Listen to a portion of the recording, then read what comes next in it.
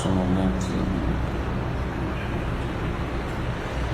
أعوذ بالله من الشيطان الرجيم. بسم الله الرحمن الرحيم.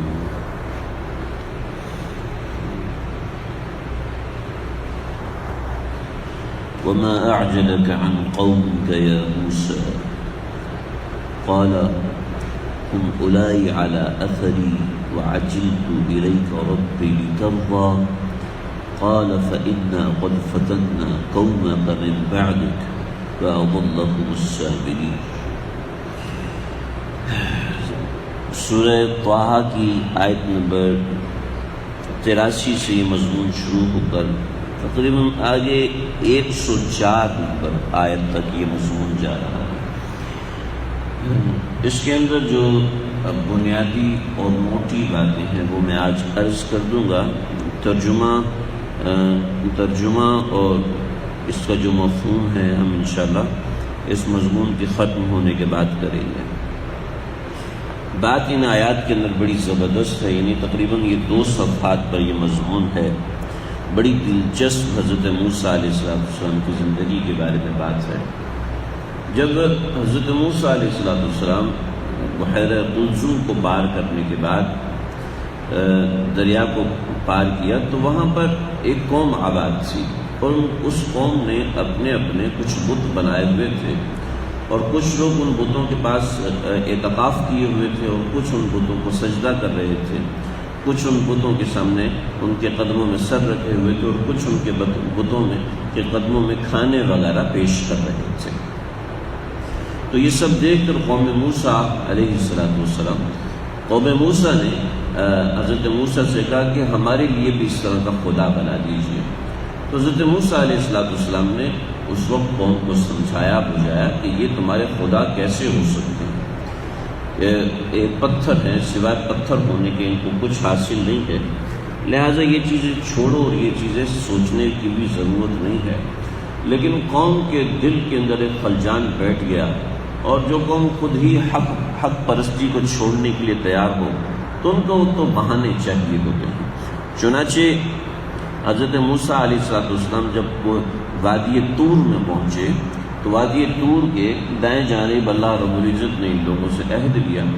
پھر حضرت موسیٰ علیہ السلام سے فرمایا کہ قوم نے کہا کہ اے موسیٰ آپ ہمیں ایک دستور لا کے دیجیے. چنانچہ حضرت موسیٰ علیہ السلام نے اللہ سے دعا کی تو حضرت موسیٰ علیہ السلام کو حکم ہوا کہ آپ 30 روز تک کوہ طور پہ جائیں اور وہاں پر عبادت کریں، اور اپنے ساتھ ایک جماعت متعین کر لیں کہ یہ جماعت آپ کے ساتھ چلے اور وہ بھی وہاں پر اعتکاف کرے، تاکہ ان کو پتہ چلے کہ اللہ کے احکامات واقعتاً نازل ہوئے ہیں، تورات واقعتاً نازل ہوئی بھی ہے، حضرت موسیٰ اپنی طرف سے بنا کر نہیں لائے. چنانچہ 70 لوگوں کا انتخاب کیا گیا، اور وہ 70 چنیدہ افراد حضرت موسیٰ علیہ السلام کے ساتھ چلے.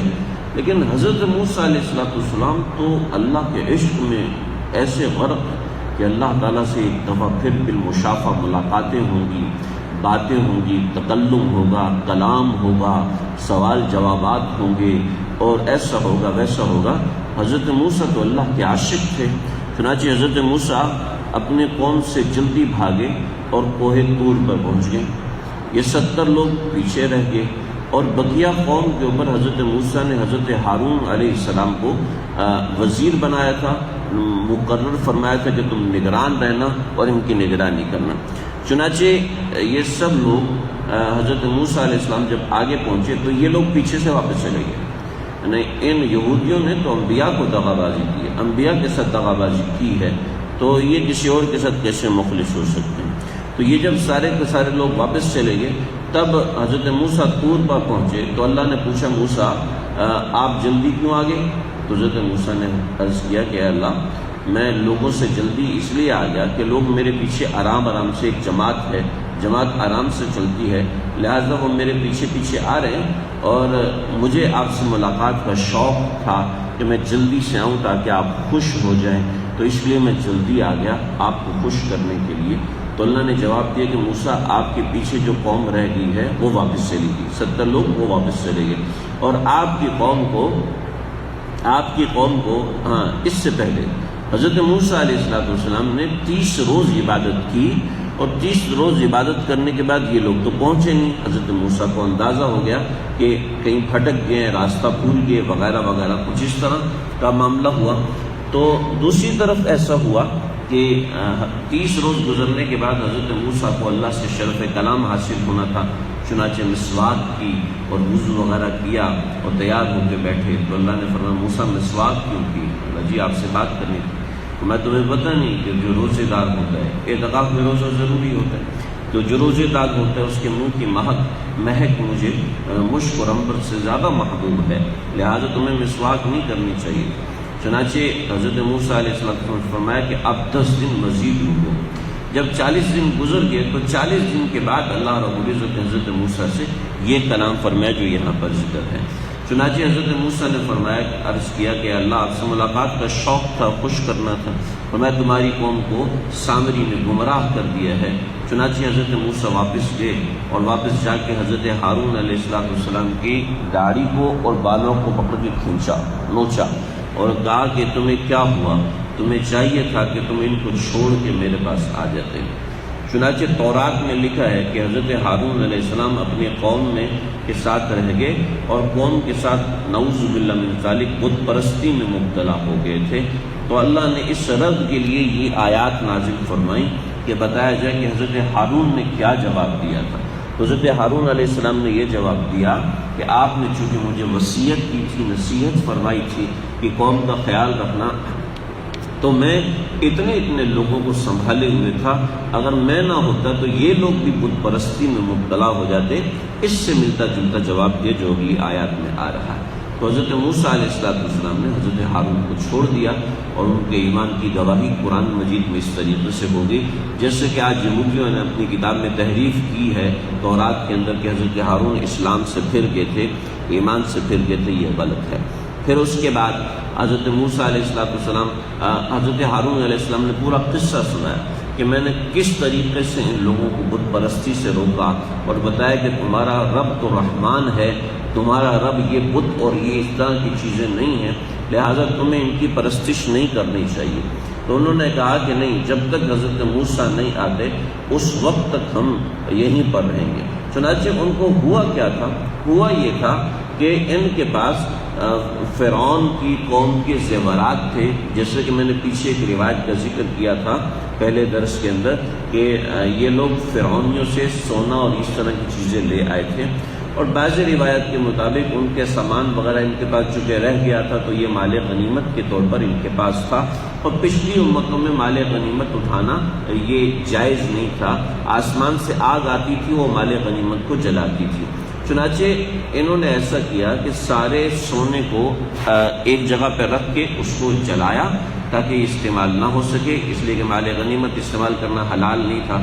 تو سامری بھی آیا اور اس نے اپنے ہاتھ میں ایک مٹھی کے اندر مٹی پکڑی ہوئی تھی اور پوچھا کہ میں اس کو ڈال دوں، تو حضرت ہارون یہی سمجھے کہ یہ چونکہ پکا مسلمان ہے، پتہ نہیں تھا یہ منافق ہے، کہا کہ ٹھیک ہے ڈال دو، ٹھیک ہے آپ دعا فرمائیں میں جو چاہتا ہوں اس سے وہی بن جائے۔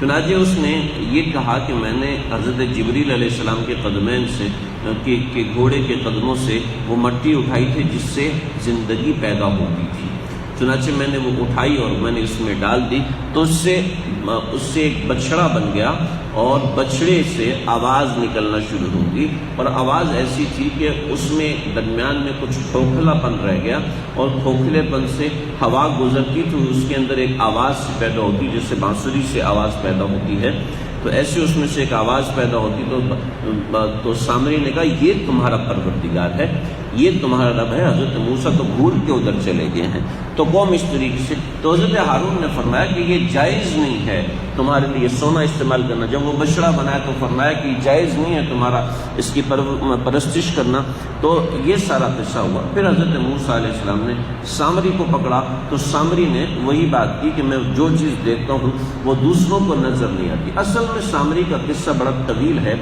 سامری کا نام بھی حضرت موسیٰ تھا لیکن یہ سامر سے آیا تھا تو اس وجہ سے اس کا نام سامری رکھ دیا گیا۔ اس کے بارے میں بڑی طویل حکایات ہیں، بڑی عجیب عجیب قسم کی باتیں، لیکن عام قسم کی جو بات ہے وہ یہ ہے کہ اس کو بھی حضرت موسیٰ علیہ السلام کی طرح جیسے حضرت موسیٰ کو ایک پنگوڑے میں ڈال دیا تھا، ایک باکس صندوق میں ڈال دیا تھا، تو سامری کو ایسا کر دیا تھا کہ کسی غار میں ڈال دیا تھا، اور پہلے کئی لوگ ایسا کرتے تھے کہ اپنے بچوں کو غار میں ڈال کے آ جاتے تھے تاکہ یہ فرعون کے ظلم و ستم سے بچ جائیں۔ چنانچہ وہاں پر کسی کی کوئی پرورش کر لیتا، کسی کی کوئی پرورش کر لیتا، کبھی کوئی لوگ چلے جاتے، دیکھ لیتے ہمارا بچہ زندہ ہے یا نہیں ہے وغیرہ وغیرہ، تو وہاں سامری کی پرورش حضرت جبریل علیہ السلام نے کی تھی۔ تو یہ بڑی ایک طویل حکایت ہے، موقع ہوا تو عرض کروں گا۔ تو سامری نے دیکھا تھا کہ حضرت جبریل علیہ السلام کا جو گھوڑا ہے اس کا نام حیات تھا، یعنی زندگی تھا، وہ جہاں پاؤں رکھتا تھا اس جگہ پہ زندگی پیدا ہو جاتی تھی، یعنی مٹی پہ پاؤں رکھتا تھا تو اس سے کوئی پودا نکل آتا تھا، ریت پہ پاؤں رکھتا تھا تو اس پہ کھیت بن جاتا تھا، یعنی ایسا تھا۔ تو اس نے حضرت جبریل علیہ السلام جب پھر بنی اسرائیل کے ساتھ سمندر کو پار کر رہے تھے تو اس وقت اس نے مٹی اٹھا لی تھی اور اسی مٹی کو ڈالا تھا، جس کی وجہ سے ایسا معاملہ ہوا، تو ایک بچڑا بن گیا اور پھر قوم نے اس کی پرستش کرنا شروع کی۔ تو یہ سارا معاملہ ان آیات مبارکہ کے اندر، اور پھر قوم کی ہدایت کیسے ہوئی، پھر قوم کو کس طریقے سے اللہ نے نصیحت فرمائی، پھر اس کے بعد آخرت کا ذکر ہے۔ یہ آیت نمبر 104 کا مضمون ہے۔ ترجمہ انشاءاللہ میں کل عرض کروں گا، اس کے ساتھ کچھ دیگر تفصیلی روایت ہیں، مختصر سی بات یہ ہے۔ اللہ سمجھنے کی عمل کرے۔